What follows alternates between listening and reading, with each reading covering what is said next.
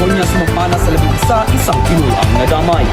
Magnitude 6 lindol sa Davao Coron kapag tala ng mahigit 22 aftershocks. Ilang gusali ng gobyerno at bahay na pinsala. Ang latest na news, tutukan. Labanan ng NCAA Beach Volleyball Puspusa na. Ex-PBB housemates, Leary Paspasa, engaged na sa non-showbiz British boyfriend. Ang katuhanan ng aming prioridad. Nagbibigay sa ilo ng pinakamainit at nakabagong balita. Magandang araw, Pilipinas. Maayong adlaw Bohol. Alfio Simon Agosto, Rhea May Arcayera, Eugene Hakan. ang tagapagbalita niyo ngayong araw.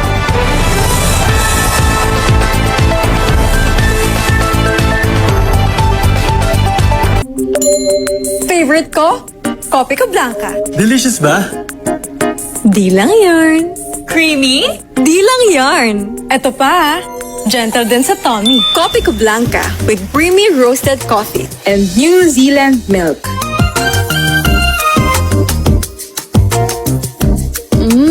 Not only creamy, but gentle sa tummy too.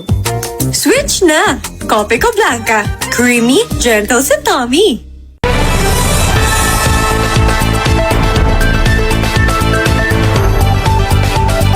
Ngayon ay Biyernes, ika-1 ng Marso, taong kasulukuyan.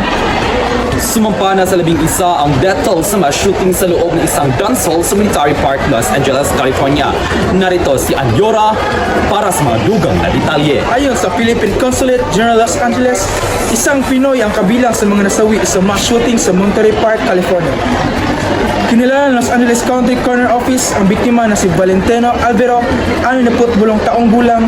Ayon pa sa mga otoridad, gumamit ang suspect na si Hu Cantran na isang semi-automatic pistol na ikinasawi ng biktimang edad 50 hanggang 70 taong gulang. Namatay din kalaunan ang 72 taong gulang na suspect matapos itong barilin ang kanyang sarili nang siya'y mapabilibutan ng mga otoridad habang nasa loob ng isang puting van. Yanig nag-magnitude 6 na lindol ang Davao Region. Ilang bahay ang nasira at patuloy na sinusuri. Ang iba pang bisali at posibleng napinsala ng pagyanig. Alamin ang detalye kay Avilal. Datos ng Facebook, sige 345 aftershock na ang naitala sa may malakas na magnitude 1.5 hanggang 3.5. Bilang sa napaulat ang landslide sa bayan ng Monta Vista. Ayon sa PBR, ang posibleng manatili ang suspensyon ng klase at pasok sa mga opisina. Ng gobyerno hanggang sa masiguro na ligtas ang pasukan. Ang mga paralan at gusali at yan muna. At ang latest mula dito sa Davao City, nagbabalik Arcayera.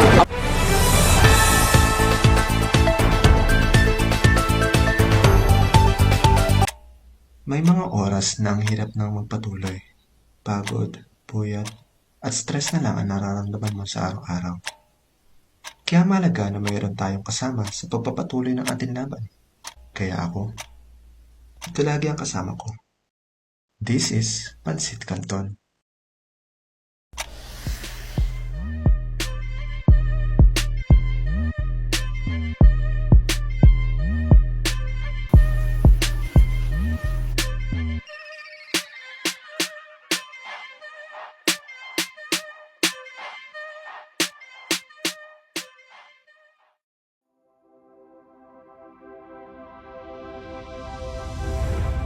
Pansit Canton. Ito ang best patty ko.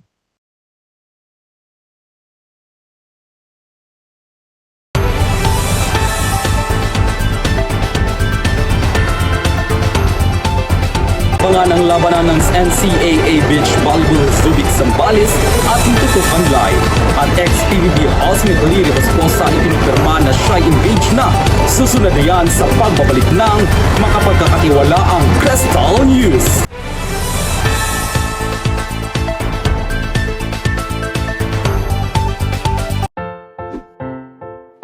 Morning, Josh! Morning, Tita Sexy! Naligo ka na ba? Bukas na lang, insan. Eh, ikaw nga eh. Yan ang pamilya ko. Sarap ng feeling kapag kasama sila. Uy, favorite ko to. Grabe naman, Kuya Josh. Really? Sarap eh. Oh, para sa mga feeling! Ooh! Akin to. Magkakaiba, pero iisa ang gusto. Na-miss ko to. Ako o Rebisco? Siyempre naman, yung Rebisco. Ang nagpapasarap ng feeling ko? Pamilya ko at Rebisco. Ang sarap ng feeling mo.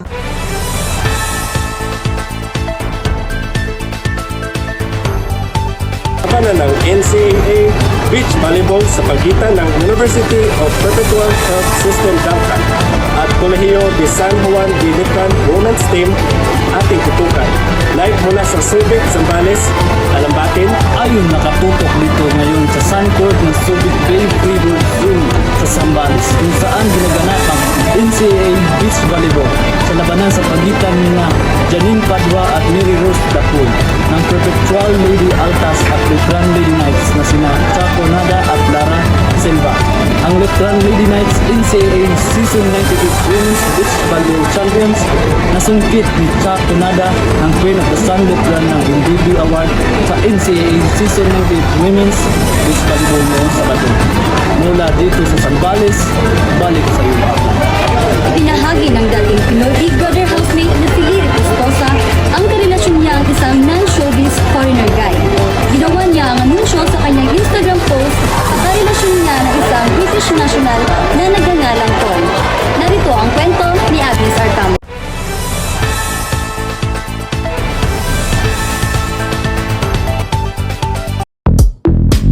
Sa Bear Brand Fortified, 100% ang vitamin C. All-in-one ang baong resistensya dahil high in iron, high in zinc. Tikman ang sarap ng sustansya sa Bear Brand Fortified.